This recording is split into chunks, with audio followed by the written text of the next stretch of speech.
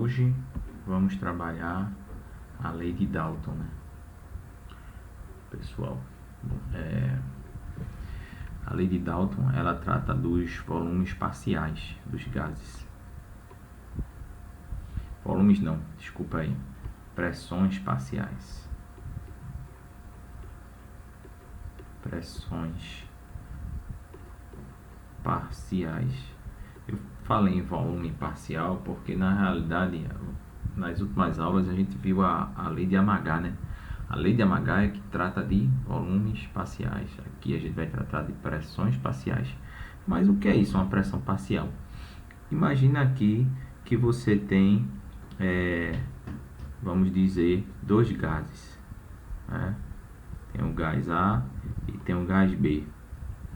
Aí digamos a pressão aqui, ó, seja 1 atm e aqui a pressão seja de 2 atm, né? Quando eles estão sozinhos. Mas digamos que eu misture o gás A com o gás B. Aí o que é que Dalton notou? Que a pressão do gás A ela vai ser igual à pressão anterior, ou seja, como se o gás A estivesse sozinho. Isso que ele chama pressão parcial, tá bem? E a pressão do gás B também seria de 2 atm, mesmo na mistura, tá bem? Então assim, a pressão parcial tem esse conceito. Você tem a pressão total. A pressão total vai ser a soma das pressões individuais relativas a cada um dos gases. Então a pressão total aqui seria, né, PT seria 3, né? Porque 3 atm, porque seria 1 mais 2, tá bem? Então veja, a pressão parcial ela pode ser calculada por uma equação semelhante ao volume parcial, né, de um gás, como na lei de Amagat. Então a pressão parcial de um gás A ela vai ser igual à pressão total vezes a fração molar. Se lembra lá do conceito de fração molar, né? Exemplo aqui em cima, né? Vamos lá. Deixa eu colocar logo aqui a pressão parcial do gás B. Seria a pressão total vezes a fração molar do gás B. Aí, digamos agora, vamos calcular a fração molar do gás A. A fração molar está correlacionado com a quantidade, né, gente, de gás. Quantidade em quantidade de matéria, ou seja, número de mols. Então, ó, digamos que aqui eu tenha, vamos dizer, 2 mols do gás A e aqui eu tenha 3 mols, tá bem? Aí veja, como é que eu faria aqui para calcular a fração molar do gás A? Eu pegaria o número de mols do gás A e dividiria pelo número de mols total. Qual o número de mols do gás A? 2 mols dividido pelo número de mol total, né? Que seria 2 mais 3, que daria quanto? 2 dividido por 3 daria... Por 3 não, gente. 2, né? Dividido por 2 mais 3, que dá quanto? Isso aqui, 2 mais 3, 5. Então ficaria 2 dividido por 5. Aí 2 dividido por 5, previamente a gente pode fazer aqui do ladinho, ó. 2 dividido por 5. Aí coloca 0 aqui e vírgula. Então aqui dá 4. Então, ó, fração molar de A vai ser igual a 0,4. Aí a fração molar de B seria quanto? Número de mols de B, bem, dividido pelo número de mols total. Então, qual o número de mols de B? É 3 mols, é isso, dividido pelo número de mols total, que seria 2 mais... Opa, eu já coloquei a resposta aqui, né? Deixa eu apagar aqui. Aqui, pegar uma borracha, pronto. Vou pegar aqui novamente a caneta. Pronto, aí seria mais 3. Então, isso daria 3 dividido por 5. Aí vamos lá, né?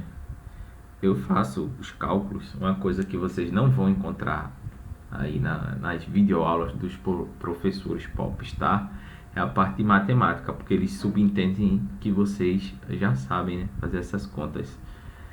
E também é importante para a gente treinar em termos assim, se familiarizar com esse ambiente de prova, né? Muitas vezes, porque na prova não é permitido utilizar equipamentos eletrônicos, né? Então é importante a gente fazer essas continhas, porque a gente nunca perde a prática, né? Então, ó, eu vou dividir 3 por 5. Eu coloco 0 aqui e vírgula aqui e 6. Aí isso vai dar 0,6, né? Isso. Pronto. Então, a fração molar de A é 0,4 e a fração molar de B é 0,6. Então, veja, a pressão parcial de cada um desses gases vai depender da pressão total, né? E da fração molar. A pressão total, ela vai ser a mesma os dois gases, né? Aí, veja, se ela for 1, né? Vamos dizer que ela seja 1. Se ela for igual a 1 aqui. Então, a pressão parcial do gás A vai ser 1 vezes 0,4.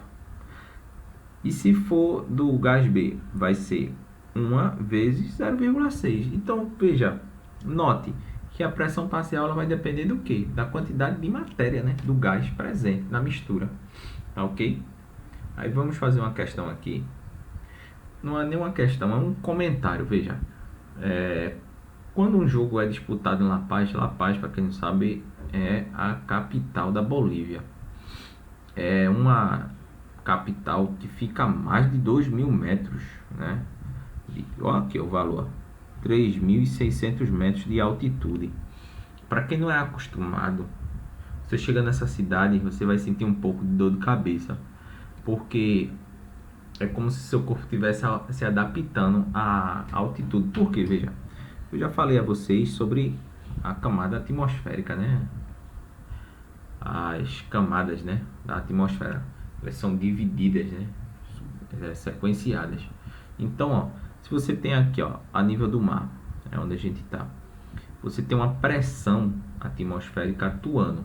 E essa pressão atmosférica, ela vai depender muito da altitude que você se encontrar, tá bem?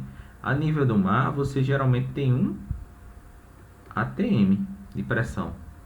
Mas se você for subindo, por exemplo, nessa altitude aí, de 3.600 metros, a pressão atmosférica ela diminui.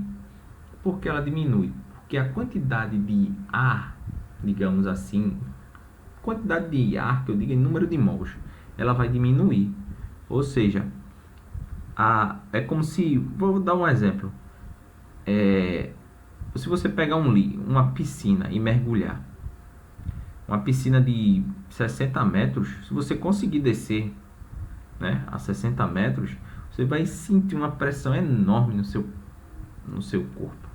A mesma coisa com os gases, só que os gases têm aquela característica de serem mais fluidos, né? Então, você não sente diretamente o efeito no seu corpo, mas sente indiretamente por meio da fisiologia do seu corpo, porque começa a dar dor de cabeça, tem pessoas que sangram o nariz, sentem secura.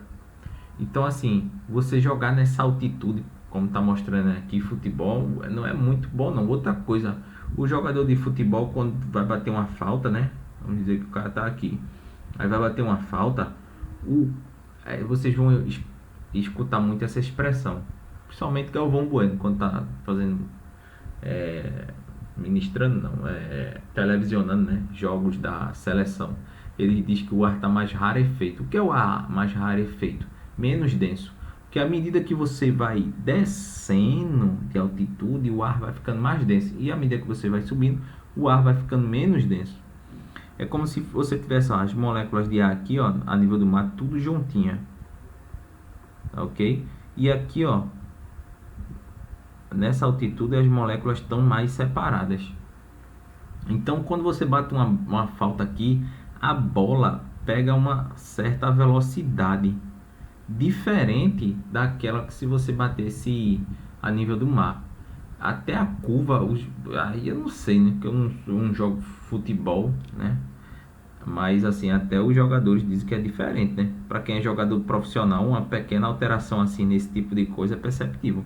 Mas quem é perna de pau, né? Feito eu, eu não conseguiria ver muita diferença não. Eu só ia sentir dor de cabeça. Então veja, aqui ele está falando, né? Ó, quando um jogo de futebol ele é realizado, né, disputado em La Paz, na Bolívia, a maior dificuldade dos jogadores é a adaptação à pressão atmosférica, aproximadamente 60.000 PA.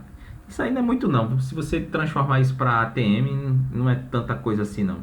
Nessa pressão, o teor de gás oxigênio no ar é 40% menor, né, do que a nível do mar. Então tem uma diminuição aí, né, de 40%, né. Ó, se você tivesse, por exemplo, 100 litros de 100 moléculas de ar a nível do mar, nessa altitude aí você só vai ter 60 moléculas, tá bem? Que não é uma diminuição de 40. Então você vê que o ar fica rarefeito. A questão do rarefeito é a questão da densidade. Então a concentração de gás no ar ao nível do mar é de aproximadamente 20% em volume. Então 20% no volume. E a pressão atmosférica a nível do mar pode ser considerada 100.000 pascal. A partir dos dados fornecidos, calcula a pressão parcial do gás. Então a pressão parcial aí, né, do gás oxigênio vai ser igual à pressão total vezes a fração molar, tá bem? Do oxigênio. Aí veja, a pressão total ele deu aí, né, 100.000. Aí vezes a fração molar. Aí que seria a fração molar aí? Ele diz que a concentração de oxigênio é 20%. Aí vamos dizer assim, ó, 1 mol de ar. Se eu tiver 1 mol de ar, 20% é oxigênio, né? 20% é oxigênio. Isso quer dizer o quê? Quanto é 20% de 1? 0,2. Então 0,2 mols de O2. Então vou pegar, ó, a pressão parcial do oxigênio vai ser igual a 100.000 vezes 0,2. Aí só é multiplicar, isso aí é fácil de fazer. Então isso aqui vai dar quanto? É só andar com a vírgula. Quantas casas? Tem quantas casas? Tem quantos zeros aqui? 5. Então você vai andar 5 casas da esquerda para a direita. Então, 1, 2, 3, 4, 5, né? Então, ó, a pressão parcial do oxigênio vai ser igual a quantos zeros aqui? 1, 2, 3, 4. Bem, vai ser 20.000, né? 20.000 PA. Então, vê a diminuição, né? Assim, em termos de oxigênio, né? Aí, veja, vamos fazer essa questão aqui agora. Opa, peraí. Questão aqui. Uma mistura de 1,5 mol de gás carbônico, né? 8 gramas de metano. Aí, se ele dá o valor aqui do número de a massa molar do metano e 44,8 litros de monóxido de carbono está contido em um balão de 30 litros nas condições de temperatura, condições normais de temperatura e pressão. É correto dizer que, veja, ele vai querer a questão aí que você discuta a pressão parcial. Pressão parcial de quem primeiro? Do metano, né? Gás carbônico. Gás carbônico é o CO2. Depois a pressão parcial do metano, CH4. E a pressão parcial do monóxido de carbono, que é o CO. Essa questão aí, gente, ela é uma questão já de vestibular, considerando que você já tenha feito o ensino médio da primeira série, né? Ou seja, o primeiro ano. No primeiro ano eu falei bastante para vocês sobre esses gases, essas fórmulas aqui. Então ele vai querer que você calcule esses valores. Então veja, como é que a gente pode calcular isso aí? Primeiro a gente vai ter que saber aquelas fórmulas, né? Pressão parcial do CO2 é igual a pressão total vezes fração molar do CO2. Aí pressão parcial do metano é igual a pressão total vezes a fração molar do CH4. Pressão parcial do monóxido de carbono é igual a pressão total vezes a fração molar do monóxido. O que é importante aqui você saber é as frações molares. Então vamos lá calcular as frações molares, né, de cada um aí. Primeiro, um alento que ele já deu, né? O CO2 ele já deu a quantidade de mols, né? Se você notar lá que é 1,5 mols. Então já não preciso. O metano ele não dá. O que ele dá é que o metano tem 8 gramas. Então a gente vai ter que converter isso aqui, ó, gramas para mol. Só que ele dá a massa molar do metano. Então se lembra que o número de mols é igual a massa dividido por mzão, né? A massa molar do metano. Então primeiro, quem é mzinho? É a massa, é 8 gramas. Quem é mzão? 16 gramas por mol. Aí corta a grama aqui, aí vai ficar 8 dividido por 16. Aí veja, como é que a gente vai fazer isso? Simplifica essa fração, divide aqui em cima por 8 e embaixo por 8. Aí vai ficar o que? 1 sobre 2. Isso aqui vai dar quanto? 0,5 mol. Então a gente já converteu aqui, ó. Então vai dar 0,5 mol. Tá bem? Aí o que é que tá faltando aí? É a quantidade de mols de monóxido, que é o CO.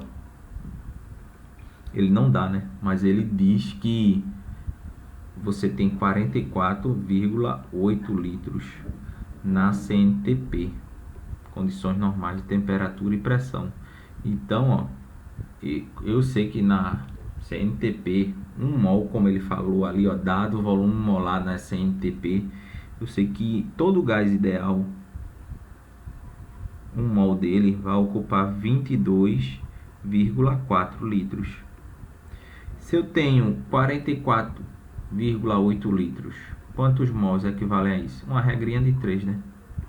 Então, meio pelos extremos. Então, isso aqui vai dar, se você notar, já é o dobro, né? 22,4 para 44,8 é o dobro. Então, X vale quanto? É 2, né? Então, a gente acabou de descobrir as quantidades de mols, né, envolvidas em cada um dos gases. Aí, veja, o que é que você vai ter que ver aqui? Primeiro, como eu disse a vocês, a pressão parcial vai depender de quê? Vai depender da quantidade de cada um desses gases, né? Da fração molar, né? Então, ó, eu já posso afirmar o seguinte, que a maior pressão parcial aqui vai ser a do monóxido, porque ele é o que está mais presente em quantidade, né? Tem uma quantidade grande. O segundo maior é o CO2 e o metano é o que tem menor pressão parcial, né? Porque ele é o que tem menor quantidade.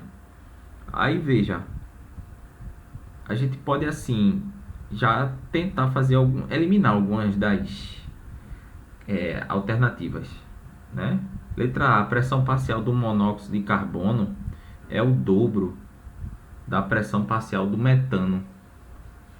Bem, aí a gente vai ter que calcular a pressão parcial, hein?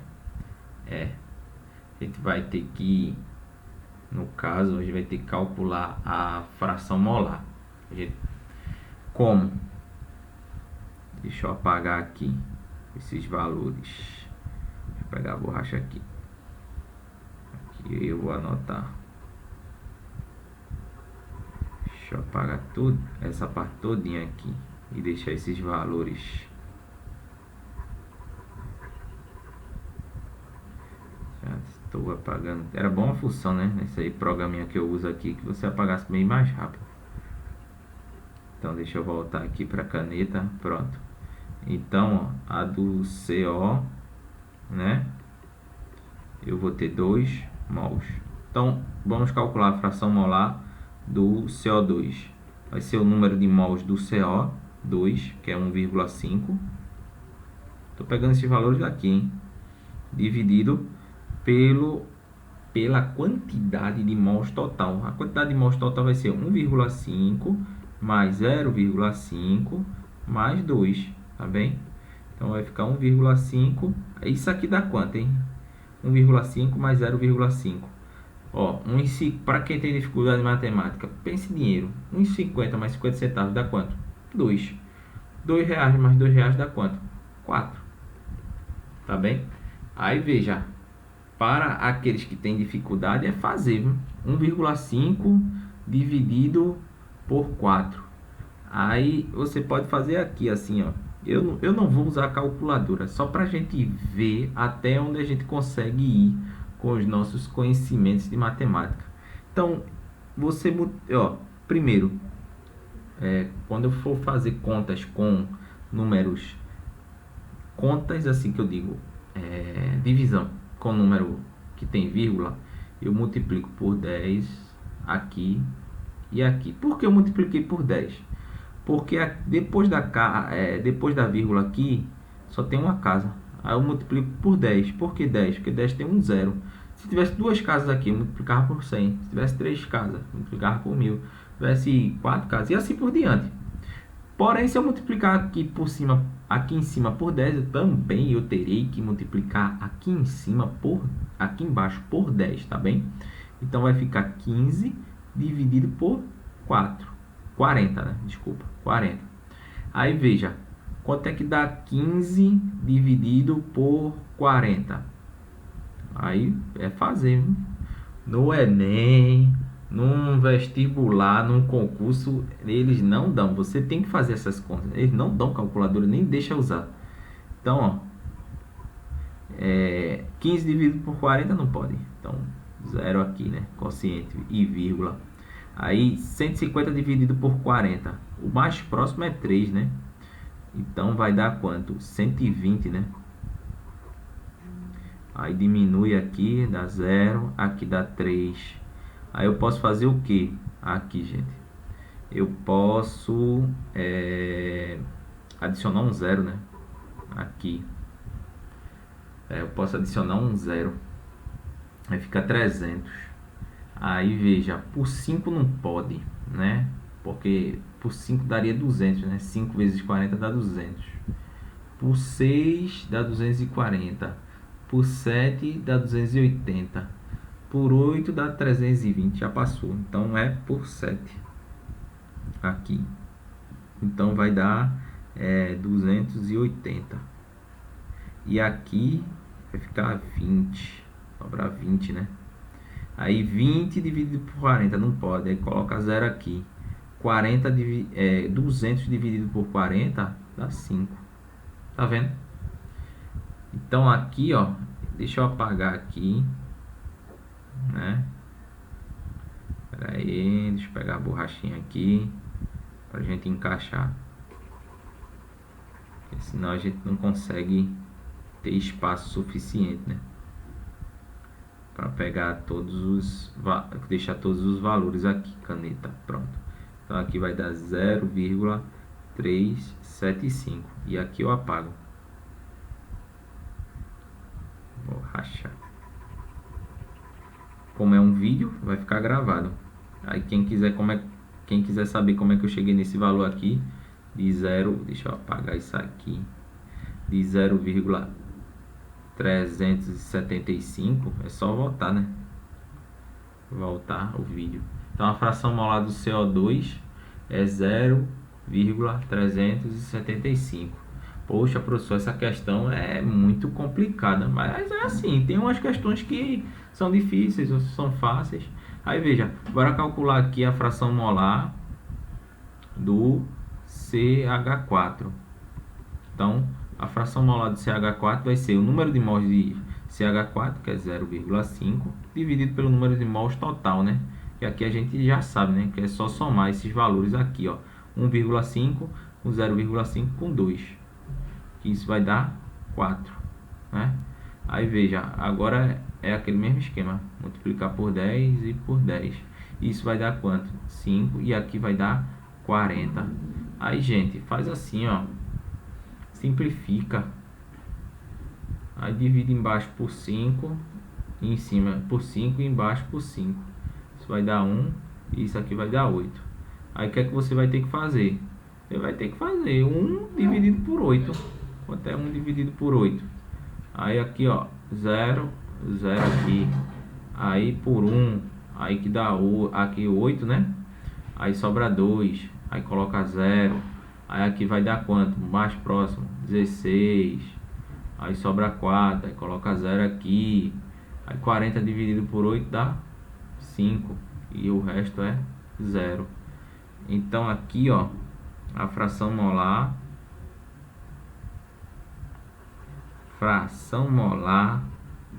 do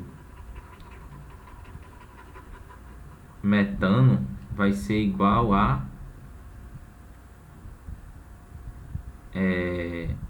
deixa eu voltar aqui, pronto. Vai ser igual a 0,125, né? Aí veja, a gente agora tem que calcular a fração molar de quem? Do monóxido, que é o CO. Então vai ser 2, que é o número de mols que ele tem, como está aqui, ó. 2 dividido pelo número de mols total, que é quanto? 4. Aí também, aqui é fácil, hein? Simplifica embaixo por 2 e embaixo por 2 também. Aí que vai dar quanto? 1 sobre 2. Então a fração molar do CO é 0,5. Ó, isso aqui nem precisa fazer conta. R$1 dividido para 2 dá 50 centavos para cada um, né? Então a gente vai utilizar esses valores aqui para calcular a fração, a pressão parcial de cada um. Aí veja, a pressão parcial aqui, a gente pode, deixa eu apagar aqui, pode fazer o seguinte, ó. Bora tentar simplificar aqui.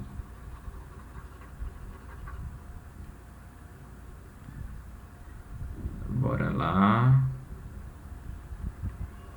Veja, vamos dizer assim, que esses gases eles estão submetidos à mesma pressão total.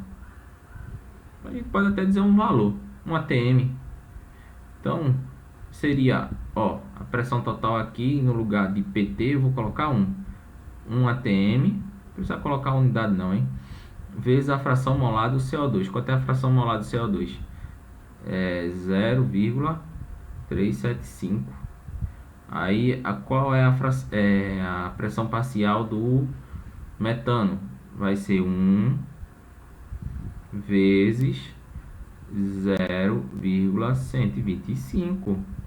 E qual a pressão parcial do monóxido de carbono? 1 vezes 0,5. Tá bem? Pronto. Aí veja, agora sim a gente tem condições de ver cada uma dessas letras, né? A pressão parcial do monóxido de carbono é o dobro da pressão parcial do metano. É o dobro. Ó, monóxido de carbono tá aqui, né? É 0,5, porque 1 vezes 0,5 é 0,5, ó. 0,5 é o dobro da pressão parcial do metano. É o dobro? Não, né? Para ser o dobro teria que ser 1, né? Esse valor aqui, né? Então já não é. Aí a pressão parcial do metano é o triplo? Também não, né? É só olhar esses valores aqui, hein, gente? Também não, né? O triplo não é. A do metano, ó, é 0,125, né? Aí veja, a pressão parcial do gás carbônico, que é 1/4 da pressão parcial do monóxido de carbono, também não é. Independente desse valor aqui, né? 1/4 não é. Até porque, ó, pressão parcial do gás carbônico. O gás carbônico é isso aqui. É 1/4 da pressão parcial do monóxido de carbono. Não é, né? Porque você teria que fazer 1/4 de 0,5. Ou seja, pega 50 centavos aí e divide em 4 partes, né? E considera só uma. Não é. Aí veja, a letra D, a pressão parcial do monóxido de carbono é o quadruplo, né, da pressão parcial do metano, né? Que é essa a alternativa, né? É o quadruplo, né? Porque se você multiplicar aqui por 4, ó, vai dar esse valor aqui, ó, 0,5. Então, letra D, tá bem? Próxima questão. Na respiração humana, o ar inspirado e o ar expirado têm composições diferentes, né? A tabela abaixo apresenta as pressões parciais 100 milímetros de mercúrio, isso é a unidade, hein, dos gases de respiração em um determinado local. Aí vamos ver, ó. Quando eu inspiro o ar, ele vem com essa quantidade aqui de oxigênio, com essa pressão aqui, ó, de oxigênio. A pressão aqui que ele fala não é nem pressão, né? Ele fala composição mesmo. Aí vem, ó, essa quantidade aqui de dióxido de carbono. Dióxido de carbono é o CO2, hein? Oxigênio é o O2. Nitrogênio, N2. Argônio e vapor de água, né? H2. Então veja, que coisa interessante. Uma pequena diferença, né, de oxigênio, né? Mas também faz toda, porque seu corpo é engraçado. Seu corpo não absorve todo o oxigênio contido no ar que você inspirou. Ele deve ter alguma quantidade lá, porque ó, você inspira 157,9 aproximadamente, mas expira 115. Então você rejeita muita coisa. Então ele está perguntando aqui, ó, qual é esse valor de X. Aí veja, aqui a gente pode associar o seguinte, ó, a pressão, né? A pressão do ar inspirado, eu vou colocar aqui insp, é igual à pressão, que é total, hein? A pressão total do ar inspirado é igual à pressão total do ar expirado. Então veja, o que é que eu vou fazer aí?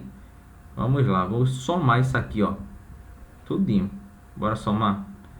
157,9 mais 0,2 mais 590,2, tá bem? Mais 7, né? 0,0 mais 4,7 igual a 115, né?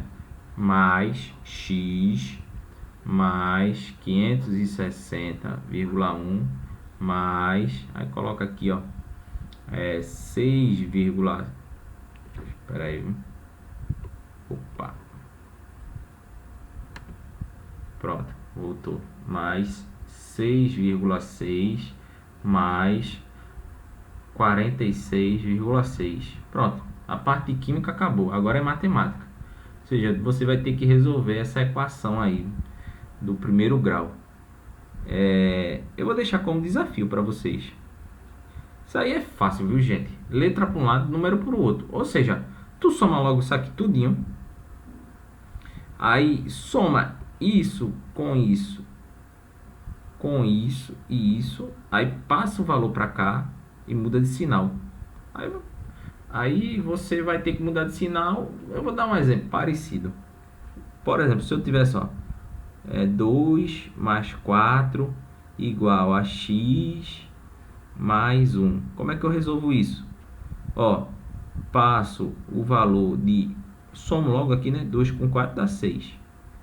Igual a x mais 1. Aí passo para o outro lado, né? O 1. Aí como é que eu vou passar o 1 para o outro lado? Troco de sinal. Então vai ficar 6 menos 1. Então x é igual a 5. Tá bem? Então vocês, assim, é um desafio, né? Tentem fazer aí, né? Na próxima aula eu posso dizer, né? É aquela coisa, gente. Vocês também, nessas aulas remotas que eu tô gravando, se você ficar só assistindo a aula, é um pouquinho chato. É bom você participar, né?